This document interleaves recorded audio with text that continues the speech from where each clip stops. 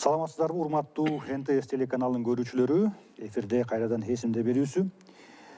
Биз бүгүн Кумтөр негизи эле ошол Кыргызстандагы алтын казуу, алтын өндүрүү тарыхына байланыштуу маек өткөрөлү деп чечтик. Кыргызстандагы алтын казуу темасы, алтын өнөр жайын иштетүү темасы Кыргызстандын эгемендиги менен эле тең болуп калган бир тарых. Бул тууралуу биз бүгүн студиябызга бул тууралуу маек куруу үчүн убагында белгилүү журналист, публицист, филология илимдеринин доктору, мурдагы Кыргызстандын Британиядагы мурдагы элчиси Кубан Мамбеталиев агайды чакырдык. Кубан агай, биздин студияга кош келипсиз. Кубанычтабыз.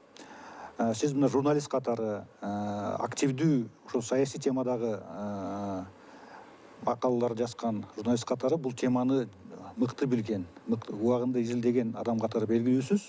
Ошон үчүн сизди чакырып отурабыз. Биздин студияга келип, ушул убакытта айтканыңызга рахмат. Кубан агай, айтсаңыз, мына ошол сиз өзүңүз ушул теманы иликтеп, изилдеп баштаганы, ошондо сиз алгач ушул күмөндүү жагдайларын качан байкадыңыз эле? Өзүңүз аңдап байкадыңызбы же ошол убактагы баягы жалпы баягы саясий чөйрөдө болгон баягы күмөн саноо, нааразычылыктардан улам ушул темага аралаштыңызбы? Баштан байкадым.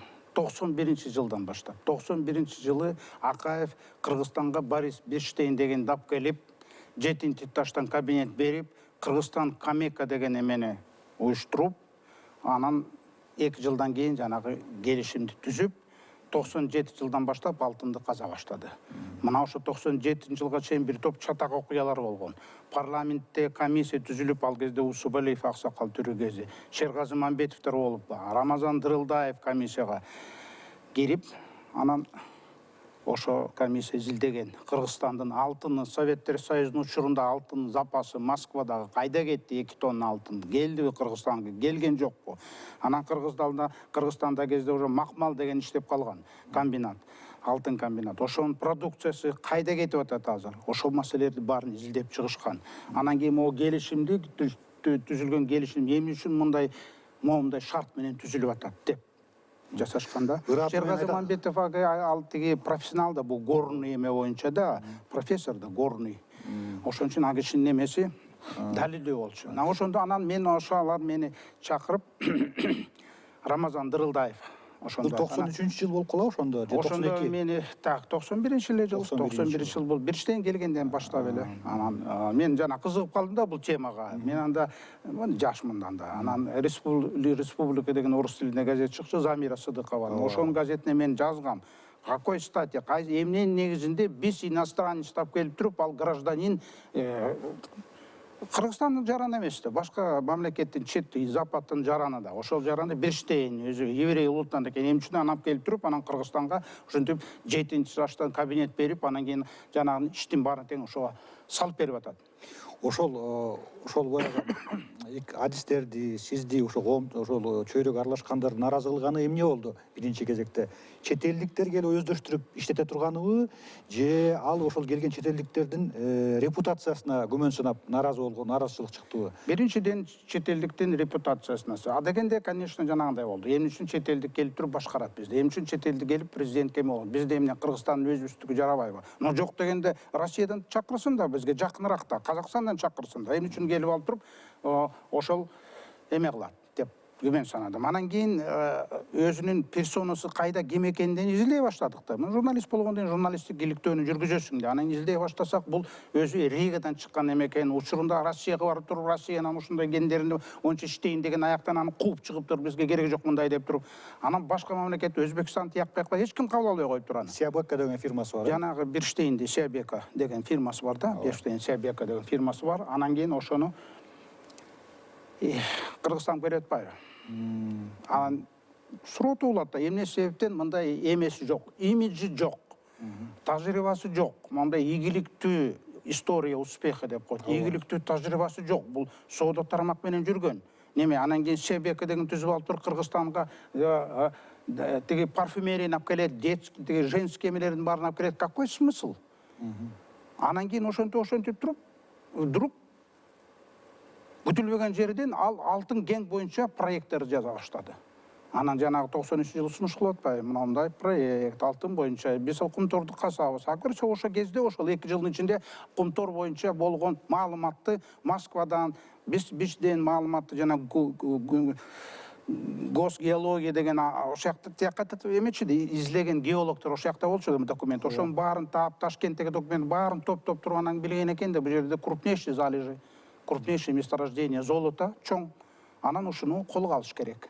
Бул эми 68-жылы жаңылбасам ачылган кен болчу, 60-жылдардын айынан анын кору запастары да белгилүү болгон. Абдан бул Советтер Союзундагы кор боюнча 2-3 орунда турган кен болгон. Чоң кен экен, ошондой эле белгилүү болчу. Ошондой эле болгон да.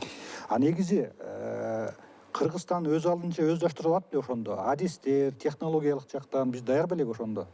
Кыргызстан. Биз Кыргызстан ошол учурда макмал комбинатын курсак эмне үчүн даяр эмес? Макмал комбинатты биз өзүбүз курдук да.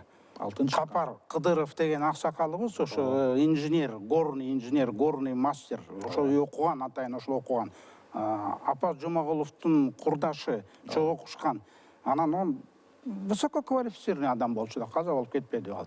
Байкебиз. Анан ошол киши макмалды курду, өзү курду да. Ага тиги жардам берген жок, эч ким тияктан чакырышкан жок да.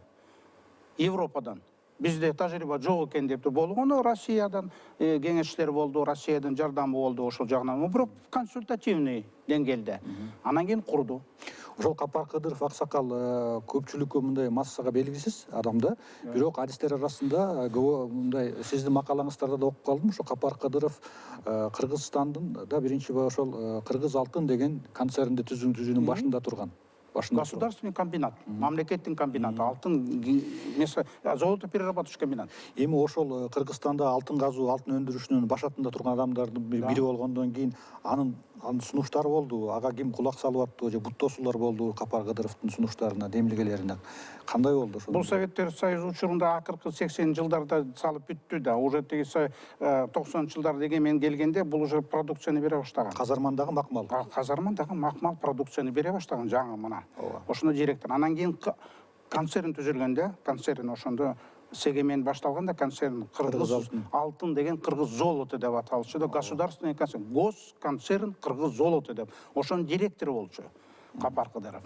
Андан мыкты адис жок болчу да. Максаты эмне эле ошол концерндин? Ошол концерн макмалды тейлейт, анан макмалга байланышкан кеңдерди, макмал обрабатывающий дагы продукция сырье керек да, ошол кеңдерди ал жанагы Солтон Сары, Талдыбулак левобережный, Жер үй, анан Кумтор.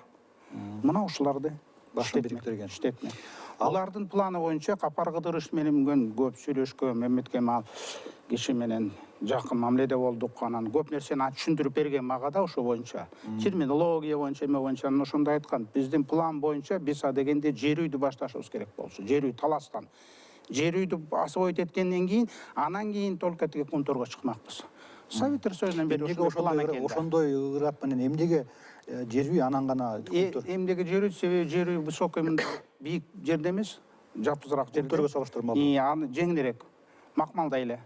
Аны эметип туруп, өздөштүргөндө акча түшөт алтындан. Ошол алтындан акча түшкөндө ошонун акчасы менен, ошонун запасы менен, ошонун тиги тажрыйбасы менен анан кийин тияка чыгабыз высокогорный. Аны үчүн тиги жактан эметиш үчүн анда жанагы тоодон чыгарган алтын мамлекеттер бар да, тоолор, бийик тоодон чыгарган алтын мамлекеттер бар да, алтын чыгарган мамлекеттер. Южный Африкада, Южный Америкада, Европада ошолордун тажрыйбасын билип, окуп, үйрөнүп, практикадан балким өткөрүп, анан кийин ошону жасамак экен да. Бирок бул киши өзү жер үйдү эметмек экен. Макмалга окшоптур, жер үйдү баштаган, жер үйгө барып уже директор болуп калган. Капар Кыдыров токтотподу анын баарын тең. Анын баарын тең токтотподу. Тияк Камекка келгенден кийин анан тияка баарын токтотту. Кыргыз алтын концерни кийин Кыргыз алтын акционердик кому болуп калды, жаңылбасам, ооба. Анын ордуна Дастан Саргулов дайындалып калды. Капар Кыдыров ошондо эмнеси менен жакпай калды, колдобой койду ошол демилгелерди, анткени ошол өзүнүн көз карашынан тайбай туруп алдыбы, эмнеге ал ошо Кыргыз алтынды түзүүчү, алтын казуу тармагын андан жакшы билген адам болбосо эмнеге аны четтетип коюшту? Кеп Капар Кыдыровдун өзүндө эмес. Кеп Капар Кыдыровдун тегерегинде түзүлгөн кырдаалда. Капар Кыдыров мамлекеттин кызматкери, ал мындай частный энди иштебейт эч качан. Мамлекеттин эмне буйрук болсо, мамлекет ошону аткарат, дагы аткарат. Анан мамлекеттин буйруктары туура эмес болсо, ал деле мындай жок каршы чыга турган адам эмес болчу. Ал ошо баш ийип иштемек. Бирок бул жерде башка нерсе болчу да. Госконцерн Кыргыз Алтын мамлекеттин уюму болгондон кийин бул жанагы Кумторду көзөмөлгө ала турган уюм. Ооба. Бүт алтын тармагын көзөмөлдөй турган концерн. Контролдой турган уюм. Ал жерде счетный палата кийин түзүлүп, ошол текшерет, жанагы УБХС ал кезде жана разный структура, МВДнын, КГБнын структурасы текшере турган объектта себеби мамлекеттик. Анын статусун өзгөртүш керек болчу. Акционерин кылганда ал жерде башка мыйзам. Ал уже мамлекет эмес, уже мамлекет кирише албайт ал жерге. Акционерный коом деп коет. Ошонун мүчөлөрү чечет. Ошонун чечимдери жабык түрдө айтпайт. Даже штатный составын айтпайт. Канча киши ошол жерде. Акционердик коомдор жөнүндө мыйзамга гана ылайык иштеп коет. Мамлекеттен жабыш үчүн ошондой эме түзүлгөндө, ошол дүйнө жүзүндө ошондой да тартип. Концерн статусу жоюлду, акционердик коом түзүлдү. Разгосударственный деген сөздө Америкадан башталганда бул акционерный эмелер. Ошон үчүн бизде ошондой ыкманы тапты. Эмнеге? Контролдон алыстатыш үчүн. Текшерүүдөн алыстатыш. Эч ким кире албайт Кумторго. Эч ким текшере албайт, себеби акционерный. Анын үчүн биякты акционер кылыш керек болчу. Кыргыз Алтын деген акционерный коомду түзүп, профессионал Капар Кыдыровдун ордуна не профессионал, ал профессионал эмес. Дастан Сарыгулов тоо кең боюнча профессионал эмес. Бул Ленинградта жанагы инженер, коммунальный хозяйство боюнча бүткөн сантехниктердин эмес. Бул кайдагы отношение имейт, горный проходко эмелерге жок да бул. Профессионал эмес, аны элдин баары билген. Бирок ал өзүнүн кишиси, чогуу окуган Ленинградта ишенген кишиси, ошону алып келип коюп койду. Анан кийин жана балакеттин баары башталды. Ошентип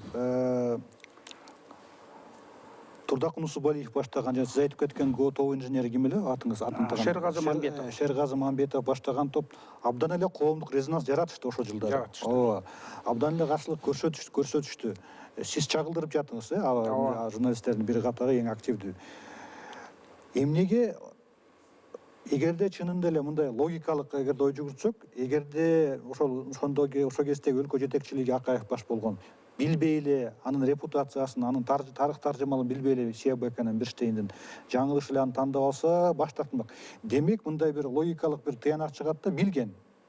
Алар ошого өздөрү мындай табакташ болгон деген бир туура деген тыянак чыгат да, мындай эле карагандачы, эгерде ушунун баары айтылып бир эмес 2 жылдай силер доболбос кактыңар, 2-3 жылдай. Эч кулакка алган жок, көзүн илбей аягына чыгарышты. Ооба. Ошол жылдары эсимде 1 тонна, 1,5 тонна алтын Кыргызстандын алгачкы өндүрүлгөн жери Макмалдан. Ошол алтын жок болуп кетти деп жүрүштү да. Самолетко жүктөлүп. Ошол алтын эмне максатта, каякка жеткирилип, эмнеге андай болгон?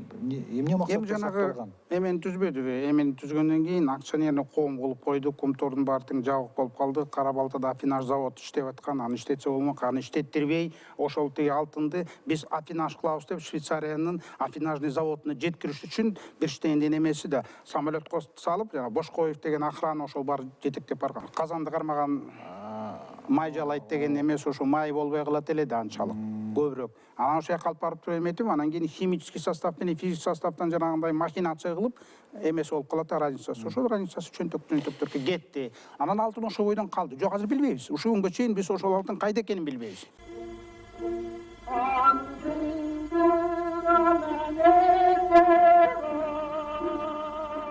Эми ошондо буга экономист болуп болуунун кереги жок да.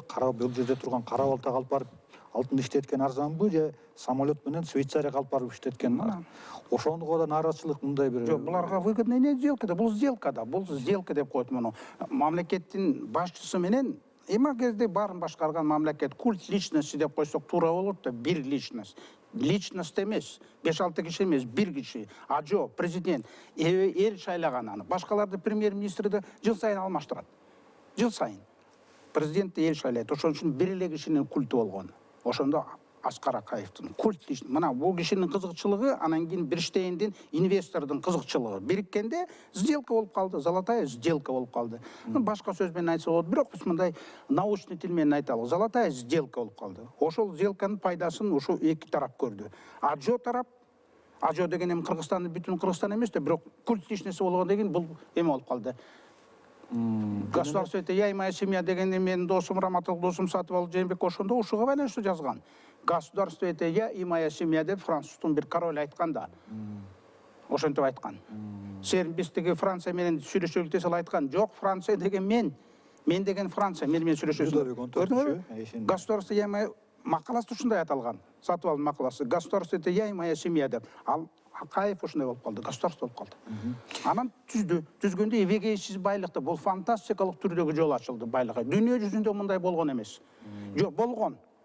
18-кылымдарда африканский тажрыйба, Африканын тажрыйбасы, жана Родезия деп атпайбы, Роде деген ошол алтын, бриллиант көп чыккан өлкөлөр болгон да Африкада. Сетсил Родс деген, ал Роде деген англичандын атынан коюлган да, Род деген. Сетсил Род деген ошо барып туруп алтынды тап, алтын, алмаз, бриллианттарды ошонун баарын тең просто чөнтөккө салып кетишкен алар. Эми мына 91-ден баштап 94-түн сентябрында парламент тараткатылбадыбы? Ушу дээрлик 2,5-3 жыл ушунча резонанс болуп жатты. Эмне парламенттин легендарлуу парламент, Кыргыз тарыхындагы эң күчтүү парламент деп айтылып жүрөт, көз карандысыз деп. Парламенттин эмнеге күчү жетпей калды ушул ишти токтотууга, ушуну туура мыйзамдуу, туура нукка салууга, ушул алтын өндүрүү ишин эмнеге мындай? Парламентте ошо кезде мындай үгүт жүргүздү да, парламентте 350 депутат ошонун жарымысынан көбүн 80% деп койсо үгүт жүргүзгөндөн кийин алар ынанып калат да. Аксакал айткандан кийин бизде ушундай аксакал мынтип айтты. Бизде Кыргызстанда бийик технология жок алтын боюнча. Бийик технологияны билген адам мына бар. Мына түздүк. Себек, Камека деген Кыргызстан Камеканы түздүк. Мына булар иштетет. Булар Канададан келген. Булар опыты бар, тажрыйбасы бар. Кийин эчтеке эч кандай тажрыйбасы жок экен. Канадада да белгисиз, Европада белгисиз. Тамтакыр эчтеке жок демекенде нолдон баштаган, бизден баштаптыр да. Ошо тажрыйбасын бизден топту. Мына булар билет. Биздин кыргыздар билбейт. Анда суроо коюшкан. Айым үчүн орустар делететиге эме Сибирь жактагы тоолорду эметип атпайбы? Эми үчүн жок, орустар болбойт, аларга көп ишенич жок, буларга ишенич. Бул Европа передовой. Мына передовой технологияны алып туруп бул элдин көңүлүн алып, ишендирип, депутаттардын жарымысы мындай искренне ишенди, жарымысы башка жагы менен ишенди, мындай кызыкчылык кызмат берди, тиги ушул анын баарын темный жагы ал, тиги жашыруун жагын аны конкреттүү айтыш керек. Конкреттүү болбогондо жөн эле жалпылап айтып атабыз, так? Анан кийин алар добуш берип таратып салды парламентте. Себеби ошо парламент тоскоол болуп атканда, билесиңер тиги Жумагул Садамбеков, көлдүктөр кеттик деп туруп баары кирип ушинтип эме кылды да, саботаж кылды. Парламенттин кворумун болтурбайынан кийин жаптырып салбады. Жаңы парламент түздү, жаңы парламент менен иштейди болот. Оңой эле нерсе, бул простой нерсе. Бул мындай айтсам, түшүнүктүү болсун да элге мындай. Европанын тажрыйбасын алам деди. Европанын тажрыйбасын алды, якобы мындай деп коелук да. Анан кийин ошол тажрыйбага Африканын ыкмасын колдонду. Айтпайт да Африканын ыкмасы деп. Африканын ыкмасы жөнөкөй эле. Европанын ыкмасы боюнча мындай жерлерде, гендерде бөлүштүргөндө продукция, товар бөлүштүрөт. Товар. Алмазды чыгардыңбы, ошо алмаздын немеси бөлүнөт. 1000 тонна чыгарсаң, ошо 1000 тоннанын немеси тиякка, жарымысы тиякка кетет, жарымысы мамлекетке кетет. Ошо өзүнүн жарымысынан анан эме төлөйт. Алтынды калса деле ошондой. 1000 тонна алтындан жарымысы тиякка, жарымысы тиякка. Ошо өзүнүн жарымысынан инвестор налогду төлөйт, отчислениени төлөйт. А бул жарымысы чистый продукт боюнча банкка барып түшөт. Мамлекетке калат. Себеби ошол жылы алтындын бир унциясы $300 болсо, 5 жылдан кийин ал $300 $1000 чыгып кетиши мүмкүн. Мына азыр $2000 ашып кетти. $300 башталган нерсе. А эгерде ошону сактап туруп, азыр ошо алтын бизге түшсө, сактап турсак, биз эбеги байман. Мына Африканын ыкмасын алып туруп, Африка ыкмасы мындай түшүндүрөйүн. Бул жанагы товар дебедим, прибыль деп коет ыкмасы. А бул продукция. Деление продукции. Бөлүштүргөндө продукцияны бөлүштүрөт, товарды бөлүштүрөт. Африканын ыкмасы боюнча товарды бөлүштүрбөйт. Таза пайданы гана. Продукт эме процент бөлүштүрөт. Пайдадан чыккан процент деп коебуз. Алтынды саткандан кийин, Таза пайдан. ошо саткандан кийин пайда түшөбү, ошо пайданын процентин бөлүштүрөт. Сага мынча, мага мынча процент. Ошол Акча схема түрдө боюнча болушу мүмкүн, акча түрдө болушу мүмкүн. Бирок ошол жанагы эме чыгарганда затрат деп коет да. Затрат. Мисалы ошо алтынды чыгарганда затрат $1000 болсо, ошол $1000 затраттады 100.000 деп коет. Анан тиякта эмнеси калат? Тиякта 1-2 эле процент калат. Алтындан пайдасы. баары кетти тиякка, уже затрат болуп калды. Всё чистый. Биякта ошону сатат да, ошону сатканда дагы ошонун немесин жаныбызына жеткирбей берип атпайбы? Ошол африкалык схема менен иштетилип Копейка болуп калды. атпайбы? Биз копейка алган жокпуз эчтеке. Мына азыр сурасаң, азыр мына канча банкир болду бизде, канча банк жетектеди, бирөөсү дагы айта алган жок. Мына азыр деле айта албайт. Канча тонна алтын запаста турат бизде слитка менен. Ну балким азыр мына Жапаров токтотподу бул эстафетени. Алтын түшүп атабы да, ошону азыр билбейбиз точно. Билиш керек эле. Канча тонна слиткада бизде банкта сакталып атат? Качан түштү ал? Көлөмү канча? Буга чейин, Жапаровго чейин мындай жок болчу. Минтип койчу. Суроо бергенде, суроо берет да журналисттер. Ошо журналисттер суроо берет. Золото валютные резервы деп коет. Не золотой запас. Золотой запас деген товар. А золото валютные резервы деген бул товар эмес. Бул товар эмес. Бул акчалай түрдөгү, анан кийин акча түрдөгү кагаздар, кагаз. Баалуу кагаздар деп койсок болот да мына. Мына айырмасы ушул. Товар, продукция, анан кийин процент. Бизде башынан ошондой кылды. Процентке түштүрдү да, биз процентке түшүрүп койду. Анан кийин Чыңгычтын учурунда процент азыраак болуп калыптыр. Жумагулов келди, процентти көбөйтүп, 100% кылса да эчтеке чыкпайт эле андан. 60%, ой да кол чаап, биз 60%, 60-70%ке жеткирдик. Мына прогресс. Это не прогресс, это, значит, орустардын сөзү бар да, это ерунда. Конага бир аз артка кайтсак, башталганда бул иш Бирштейндин Сиабека компаниясы менен башталып отурат, туурабы? Анан кийин эле 94-жылы келишим түзүп, Камека болуп калды. Сиабека менен Бирштейн четке чыгып калыштыбы? Бул экинчи башка канадалык компания келип иштетип калдыбы ошондо, Камека деген. Сиабека четте калып калды ошондо. Кандай болду? Бирштейн эмне болду ошондо? Жок, мындай болгондо, мына мен айтып берейин, мындай конкретно болуш керек бул жерде сөз. 91-жылы Кыргызстан Сиабека деп аталды корпорация. Акаев түздү, башчысы Борис Бирштейн. Алтында алдыңкы технология менен казабыз деди, ушу менен кызыктырды. Анан Африкан тажрыйбасынан алынган шарттарды сунуштап, ошону таңулады бизге. Макул болду. Инвестор менен жолго фантастикалык түрдөгү жол ачылды баюуга. Фантастикалык баюу башталды. 93 пока теорияда башталды. Теория жазылып калды да. Андан кийин 93-жылы Кумтур Голд компания дегенди түздү.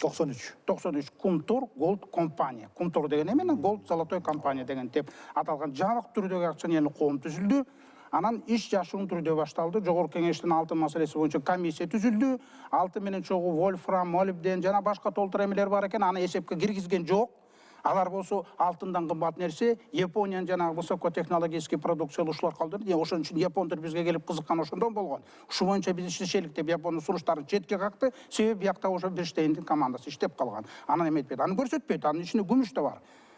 Очень ценный. Кана ушу күнгө чейин биз билбейбиз, канча вольфрам, канча молибден биз алдыкпы, алган жокпуз. Кана, где? Алтын менен сопутствующий чыгат. Профессионалдар билет бул менин айтып аткан сөзүмдө. Сопутствующий чыгат, так? Алтын өзүнө мындай чыкпайт таза боюнда. 180 ген бар бизде, ушу боюнча алтын эмес, мына эме боюнча гендер. Анан плюс ана эме кылып бир жерде айтыштын кереги деле жок кой эмес. Сейрек кездешүүчү металлдар. Бир кылымга жете турган запас бар бизде. Ушу редкоземельный деп коет. Сейрек тура айтасың, сейрек кезиге турган металлдар, муну орусча айтат редкоземельный металл, Орловкада. Жогорку технология деп пайдаланат. Парламенттик комиссия бир эле алтынга таянган, бир эле алтын издеген. Буларга көңүл бурган эмес. Профессионалдар жок болсо керек, эмне билбейм. Анан кийин алтындын баасын айтып коеюн, түшүнүшүн азыр эл. 93-жылы 1 унция деген 31 грамм. 31 грамм. 1 унциясы $150 болгон. 93-жылы $350. 2006-жылы экинчи президент келгенде 1 унция $800 болду. Жанагы эле 31 грамм, $800. 12-жылы 1 унция $1500, $1500 болду. 12-жылы. 22-жылы $2300, мына азыр. 1 унция $2300. Бул эсептесе болобу, любой математик санап берет да. Ошол кезден баштап 90-жылдан бери баштап биз алтынды банкка салып алсак азыр канча пайда көрмөк ошол алтын басы. Конагай, ушул баа темасына өзүнүн актуалдугуна баада алдыда кайрылабыз. Мен жанагы Сиабека кантип Камекага айланып калды, ошону аягына чейин айтып калсаңыз. Камека деген Сиабека Камека айланган мындай. Камека деген ошол кумторду иштете турган тияктын эмеси. Канаданын фирмасы. Кумтор Голд компания деген бул бизде түзүлгөн акционерлик коом болот атпайбы, бирок ошону иштеткен, ошону контролдогон, ошонун базасын эметкен, тияктын эметкен Камека деген компания. Ал биз түзгөн жокпуз, Америкада, Канадан түзүлгөн Камеко. Ошол түзүлдү да. Ошол иштеп атты. Ага Берштейндин Сиабеканын тиешеси барбы Камекага? Берштейндин түп түзүндү. Ошол түзгөн компания. Ошол түзүлдү. Анан кийин булар мындай кылды. Келишим түзгөндө ошол Камека менен түзүлгөн.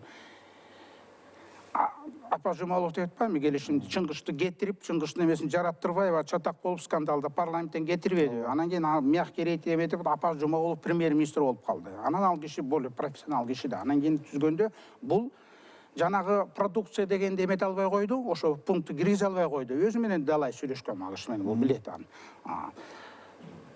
34-жылкы мына азыр деле киши аксакал уже.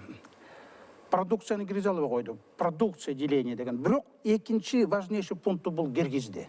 Экинчи важнейший бул биринчи пункт мына продукция эме деп коет мындай базовый, ключевой момент продукция. Продукцияны бөлүшүү. Продукция бөлүштү. Экинчи пункт срок эксплуатация. Срок деген бар да. 10 жыл, 15 жылдан ашырбайт. 10-15 лет вот в этом промежутке. 12 лет может быть, но не меньше 10, не больше 15. Эмнеси менен маанилүү бул мөөнөтүн аныктоо? Мөөнөтүн аныктоо, ошол мөөнөттө сен иштейсиң, ошол жерде иштейсиң, өзүң пайдаңды көрөсүң, ошону освоить этесиң, бирок башка мамлекетте, анан кийин 10 жылдан кийин сен чыгып кетесиң.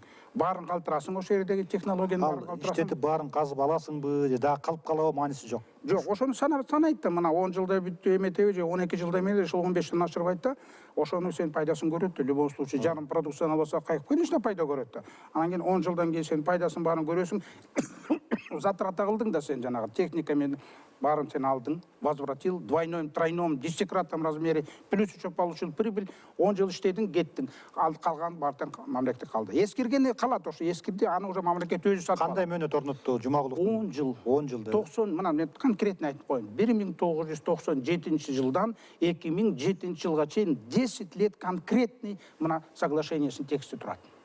Конкретно эме кылган. Жок, эмнеге узарып кетти? 2007-ге чейин 97ден 10 жыл иштеп туруп, анан 10 жыл эми жанагындай продукцияны бөлүштүргөн жок, прибыльди бөлүштүрдү, бирок ал киши жанагы алтымыш жетидеге чыгарып койду эмес, жакшы эле, жакшы болду деп айта албайм, мен айта алмайм.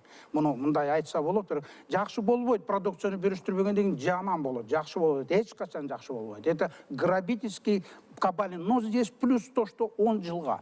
Ошол кабальный условия 10 жылга түзүлгөндө, 10 жылдан кийин кетет бүттү, анан кийин уже биз өзүбүз иштейбиз. 10 жылга жеткирген жок да булар. 2002 жылы Аксыда эме окуя болду. Менен кичине өзгөрүү болду, тиги болду. 2003 жылы Акаевдин юристтери Камека деген фирма передает, өткөрүп берип атат. Центере деген башка фирма, Канаданын Центере деген фирмасына өткөрүп берип атат. Уже башка менен келишим якобы. Всё, тиги жана срок уже кетип калды, ошо менен просто размазать этип салды срок. Обнуление болду. Обнуление кылып салды. Кайрадан эсеп башталат дагы 10 жылда. Мына 4 жыл жете элек ошо мөөнөтүнө 4 жыл запас менен 3 жыл обнуление кылып койду, жаңы келишим түздү, бүттү, андан кийин уже кете берди, болду. Андан кийин уже жанагындай срок коюлган жок. Кийинки келишимде срок жок. Жаңы тарап менен жаңы келишим түзүлүп калды. Жаңы келишим түзүлдү, анан кете берди. Центере анан ушул күнгө чейин мына Жапаров токтотподу. Центере ол эле келет, Центере болуп келет. Себеби жанагы барьерди, жанагы соглашение менен болгон эменин баарын алып салган.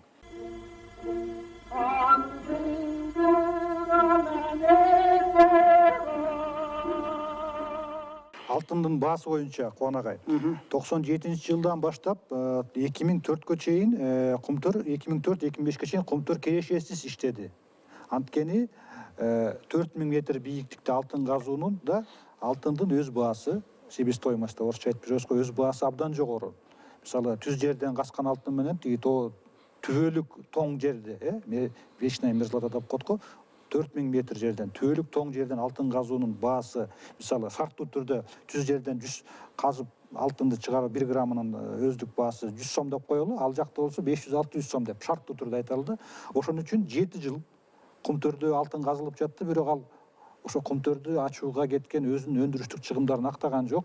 Анан 2005 жылдан баштап гана киреше бере баштады. Анын үстүнө 2005 жылы мына сиз айттыңызбы, барган сайын баалар өсүп жатты. Ошол чынбы, ошого инанса болобу? Калпта бул жомокто. Бул бизге, мамлекетке, инвестордун проблемасы мамлекеттин проблемасына тиешеси жок.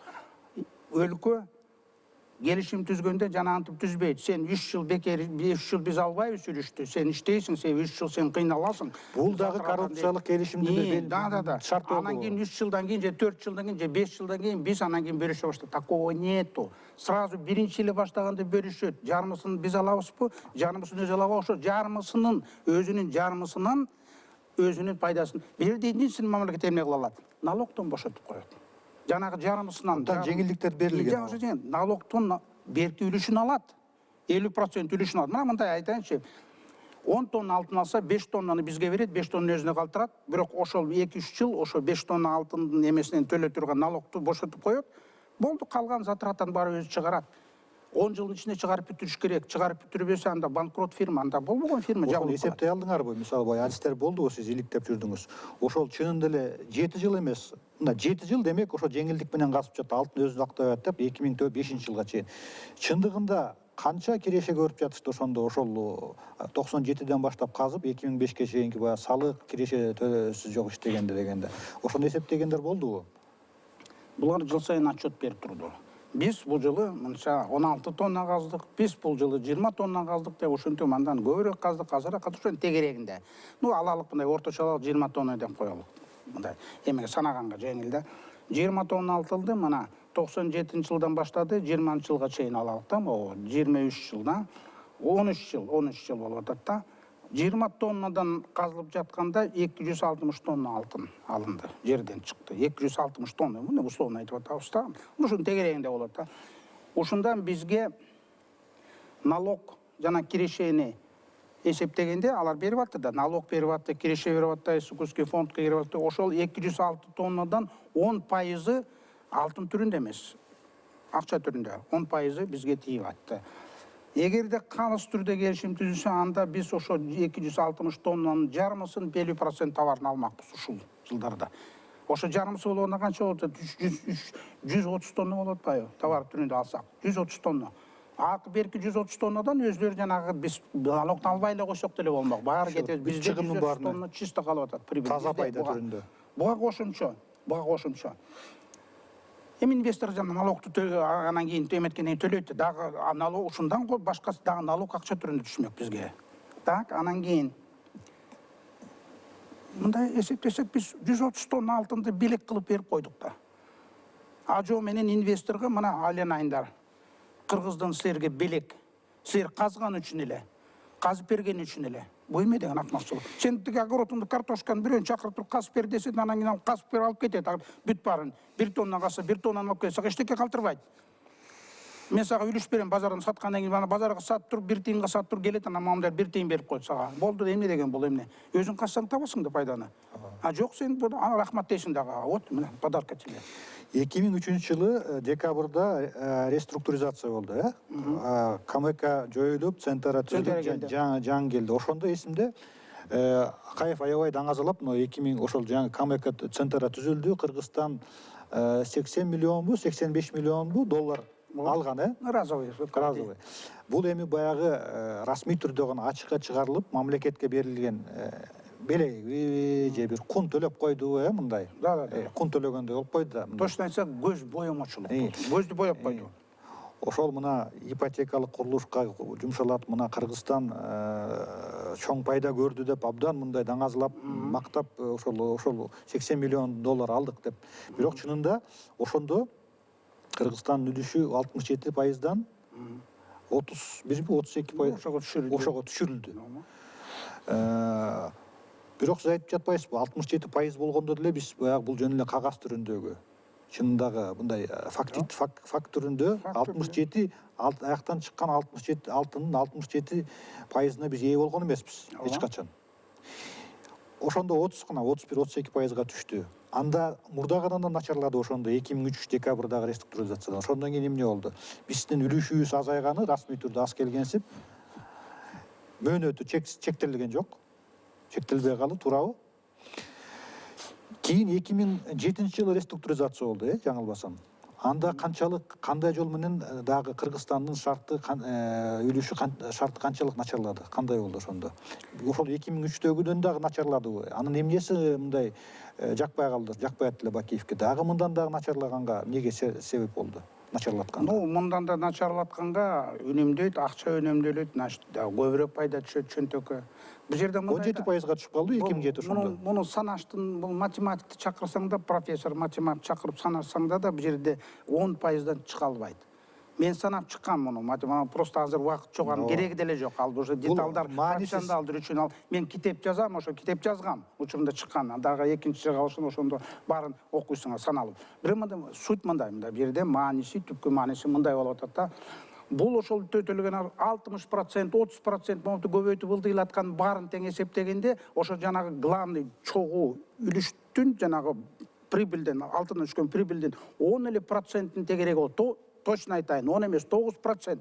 9%тен 7%ке түшөт, анан кайта 8 болуп калат, анан кайта бир жылы 6-га түшөт, бир жылы 4-кө түшүп калат. Жана ылдыйлаган ошондон 4% алып калабыз. Анан кайта эметип, это вариация сделки. Вариация эметип айтпайынчы, жана башка сөздөрдү айтпай эле коеюн. Вариация сделки, очень позорный, мындай паскудный сделки. Эч качан 10%дан жогору болгон ашкан эмес Кыргызстан үлүшү. Ашкан эмес. 4%-га, 5%-га түшүрүп коюп, анан кийин айтып кетти, анан раз деп 8-9% көтөрүп, мына 8, оказывается, мы поняли, вот это все взяли. Манипуляция болгон экен. Это была манипуляция, игра. Эми бул жерде мен бир нерсени түшүнүп берейин. Эмне себептен биз ушул күнгө чейин, азыр билбейм, Садыр Жапаровдун командасы кирдиби кирген жокпу, мамлекет эл аралык рейтинг дегенди алыш керек. Лондондо ошо атайын рейтинговый агентство бар. Дүйнөнүн жүзүндөгү болгон мамлекеттер, өзүн сыйлаган мамлекеттер, өнүккөн мамлекеттер, өнүгүп аткан мамлекеттер, мындай жаңы баштаган мамлекеттер рейтинг алат. Государственный рейтинг деп коет, страновой рейтинг. Мамлекет Кыргызстан рейтинг алат.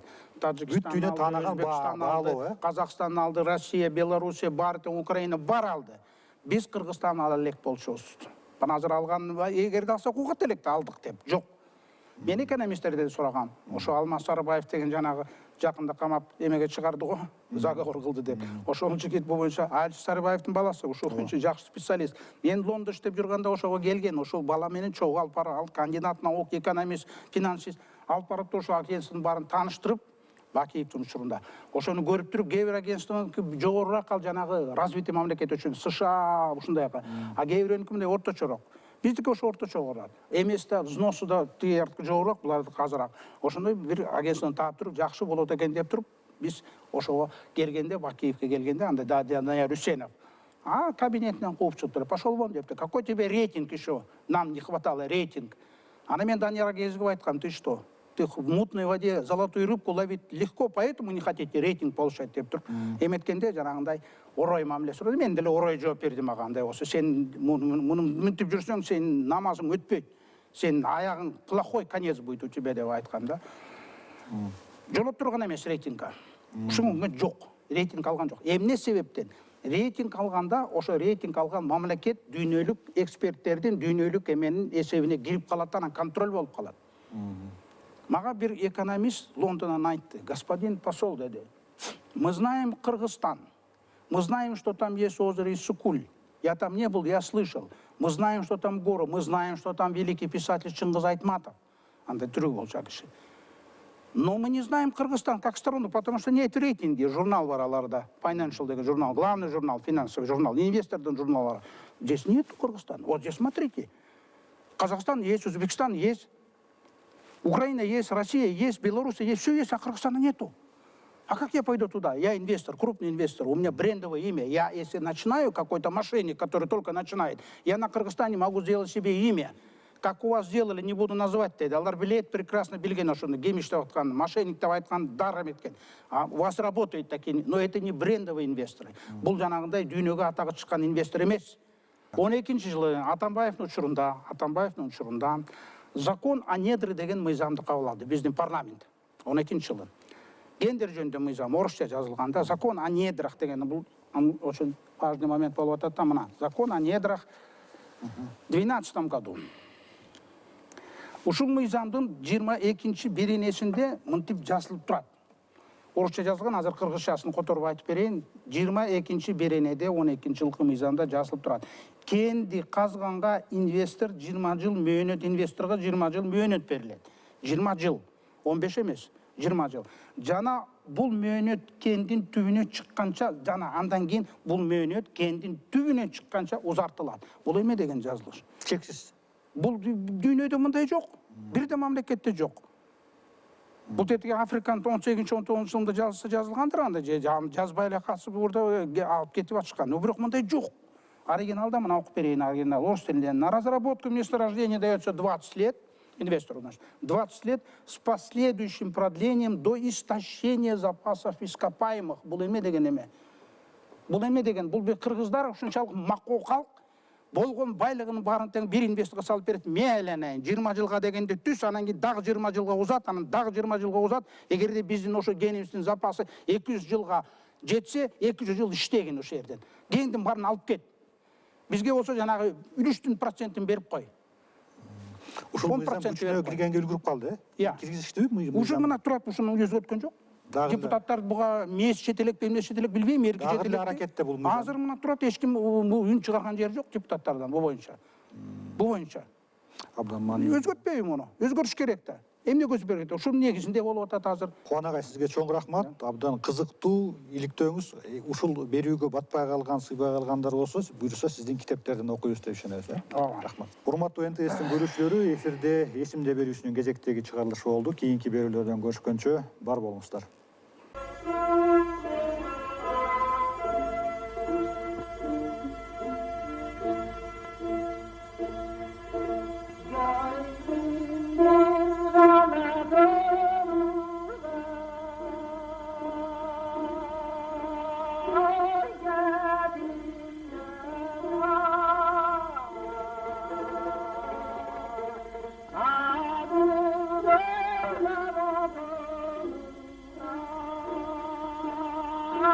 Yeah.